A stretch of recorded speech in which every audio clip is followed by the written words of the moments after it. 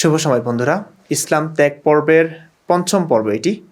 এক বোন আমাদেরকে বার্তা পাঠিয়েছেন, তিনি ইসলাম ত্যাগ করবার বিষয়টি তিনি জানিয়েছেন।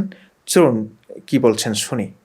হ্যালো, প্রথমেই আপনাকে ধন্যবাদ যারা ইসলাম ধর্ম থেকে সরে এসেছে বা এবং মানুষকে আপনি ইসলাম ধর্মের অন্ধকার দিকগুলো সম্পর্কে জানার একটা সুযোগ করে দিয়েছেন এবং তাদের সেই অনুভূতি প্রকাশ করার জন্য একটা প্ল্যাটফর্ম খুলেছেন।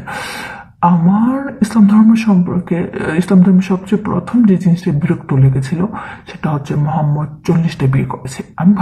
আমি অনেক ছোট থাকতে এই ব্যাপারটা সম্পর্কে জেনেছি। তো আমি ভাবতাম একটা মানুষকে কেন 40টা বিয়ে করতে হবে। তারপর আস্তে আস্তে বড় হলাম, মানুষের ইসলাম ধর্ম নিয়ে তো বাড়াবাড়ি দেখে এই ধর্মটা সম্পর্কে আরো বিতৃষ্ণা মনে জন্মে গেছিল। তখন আস্তে আস্তে কলেজে উঠলাম, আর তখন প্রায় শুনতাম যে মহানবীকে নিয়ে কটূক্তি করার জন্য কোনো একজন হিন্দু ধর্মাবলম্বীকে তাকে হয়তো হত্যা অথবা তাকে কোনোভাবে শাস্তি দিয়েছে।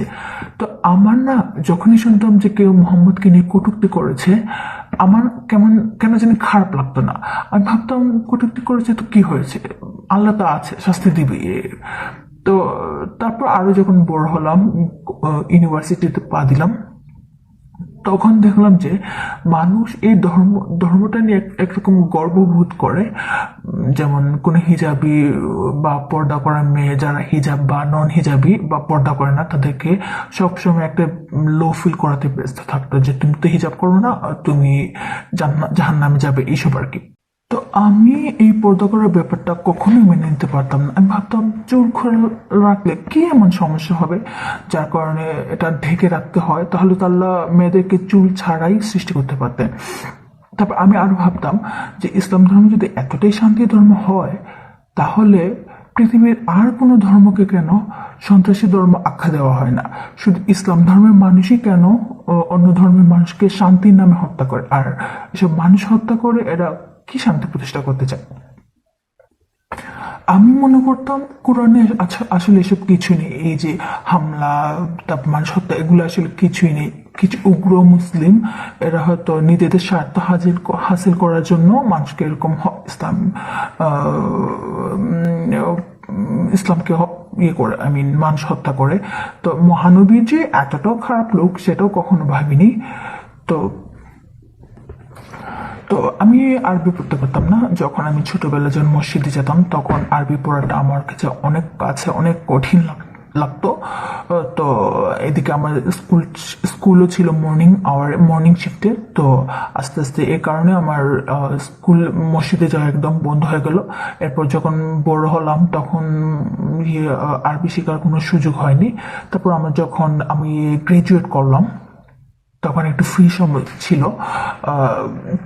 তখন আমি আমার আম্মুকে প্রমিস করলাম যে আমি কোরআন শরীফটা আরবিটা শিখে নিব। তো আরবি শিখতে শিখতে একদিন ভাবলাম, তো আমি কি করতাম, রাতে ঘুমানোর সময় এই সূরা বাকারা ওটা ছেড়ে ঘুমাতাম। তো একদিন ভাবলাম, আচ্ছা এই যে সূরাটা আমি পড়ে মোবাইলে অন করে ঘুমিয়ে যাই, এটার মধ্যে কি এমন আছে যে জিন ভূত শুনলেই পালায়? তো এটার একটু বাংলা অনুবাদ একটু পড়ে দেখি। তো তো একদিন তো পড়া শুরু করলাম। তো পড়তে পড়তে যখন 193 নাম্বার আয়াতে আসলাম, তখন এই আয়াতটা পড়ে তো আওয়াজ শকড। আমি বললাম, আরে কোরআনেই তো এরকম জঙ্গি হামলার কথা বলা আছে। তো এই এই আয়াতটাই কি করে মুসলিমদেরকে বা উগ্র মুসলিমদেরকে প্রভোগ করে অন্য ধর্মের মানুষদেরকে হত্যা করতে? তো এরপর এই ধর্ম সম্পর্কে আরো অনীহা জন্মালো। নামাজ ইচ্ছা হলে পড়তাম না, হিজাব করা তো প্রায় ছেড়েই দিয়েছিলাম। তো তারপর 2025 সালের মার্চ অথবা মে মাস, ইউটিউবে স্ক্রল করতে করতে আপনার একটা ভিডিও বারবার আমার ভিডিও আসছিল। তো আমি যথারীতি আপনার অ্যাপিয়ারেন্স দেখে ভাবলাম এটা হয়তো কোনো কাঠমূল্য হবে, মেয়েদের সম্পর্কে আজে বাজে কথা বলবে আর কিছু সস্তা ইসলামিক কথা বলবে। তো আমি আপনার ভিডিওটা স্কিপ করছিলাম, প্রায় দিন স্কিপ করছিলাম। তো হঠাৎ অজান্তে আপনার এই ভিডিওটা ক্লিক হয়ে গেল। তো আমি শুনলাম আপনার ভিডিওটা, তখন মনে হয় আরে এই লোকটা তো আউট অফ দ্য বক্স কথা বলছিল। তখন আপনার ভিডিওর নিচে যে কমেন্টস গুলো ছিল ওগুলো আমি চেক করলাম, দেখলাম যে ওখানে মানুষ আপনার পক্ষে কথা বলছে আর ইসলামের নিন্দা করছে। তো তো আমি decided to explore your videos. তো আপনার আরো ভিডিওস কিছু দেখলাম, ওখান থেকে আপনার আসিফ মহিউদ্দিন উনার চ্যানেল সম্পর্কে জানতে পারলাম। তো উনার ভিডিওসগুলো আরো সমৃদ্ধ ছিল, যেহেতু আপনার তখন মাত্র আপনি হয়তো শুরু করেছিলেন, এরকম একটা পর্যায়ে হতো। তো আপনার আর আসিফ মহিউদ্দিন ওনার ভিডিওস দেখে ইসলাম ধর্ম সম্পর্কে আমি একদম ক্লিয়ার হয়ে গেছিলাম। এটা একদম একটা ফালতু একটা জিনিস, এটা কোনো ধর্মই হতে পারে না। মহানবী জাস্ট নিজের স্বার্থ হাসিল করার জন্য আল্লাহর নাম দিয়ে যা ইচ্ছা তা করে গেছে। তো এই ধর্ম সম্পর্কে আমি একদম মানে আমি একদম শিওর হয়ে গিয়েছিলাম, এটা আর কোনো ধর্ম থাকুক বা না থাকুক, সত্যি হোক বা না, এইটা লিস্ট কোনো একটা ধর্ম হতেই পারে না। তো তখন আমি ইসলাম থেকে একদম সরে এসেছি। এখন তো আর ইসলাম মানিও না, এখন কোনো ধর্মই মানে আমার মনে হয় সব ধর্মই হয়তো মানুষের সৃষ্টি, আর এসব ধর্ম না থাকলেও পৃথিবীটা খুব ভালোভাবেই চলতে পারে। তো আপনাকে আবার ধন্যবাদ যে এই একটা সুযোগ করে দেওয়ার জন্য। এই যে ইসলাম ধর্ম সম্পর্কে আপনার ভিডিও থেকে প্রথমে জেনেছি, তো আপনাকে অসংখ্য ধন্যবাদ। এই তো। আপনাকে অসংখ্য ধন্যবাদ আপু, নামটা নিলাম না। খুবই সুন্দর বলেছেন। আমাদের প্রিয় নবীজি 40টা বিয়ে করেছেন, আসলে 40টা কিনা এটা বলাটা খুব মুশকিল। তার বিয়ের কখনো একদিনের জন্য বিয়ে করেছেন, কয়েক ঘন্টার জন্য বিয়ে করেছেন, চিপা চাপা বিয়ে করেছেন, বাগানে গিয়ে বিয়ে করেছেন, কখনো প্রত্যাখ্যাত হয়েছেন। তো বিয়ের সংখ্যাটা নিয়ে আমি গবেষণা করছি। আমি এই পর্যন্ত 36টা পেয়েছি, কোথাও কোনো বই আবার 24টা পেয়েছি। অনেকগুলো সিরাত গ্রন্থ আমি নিজেই সম্পাদনা করেছিলাম, অনুবাদ করেছিলাম।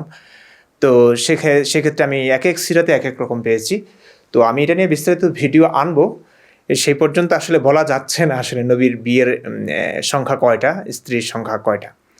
তো 40টা হতে পারে এবং এর বেশি হতে পারে, কমও হতে পারে। তবে তিনি অনেক বিয়ে করেছেন, এটা না শুধু, মানে বহু কিছু আছে, সেগুলো তো প্রকাশ করছি। আসিফ মহিউদ্দিন ভাই সম্পর্কে আপনি জেনেছেন, খুব ভালো লাগলো, কারণ সেখানে একদম ধরে ধরে মুমিনদেরকে মানে বুঝিয়ে দেওয়া হয় যে ইসলাম কেমন, ইসলাম কীভাবে কেন সত্য হতে পারে না।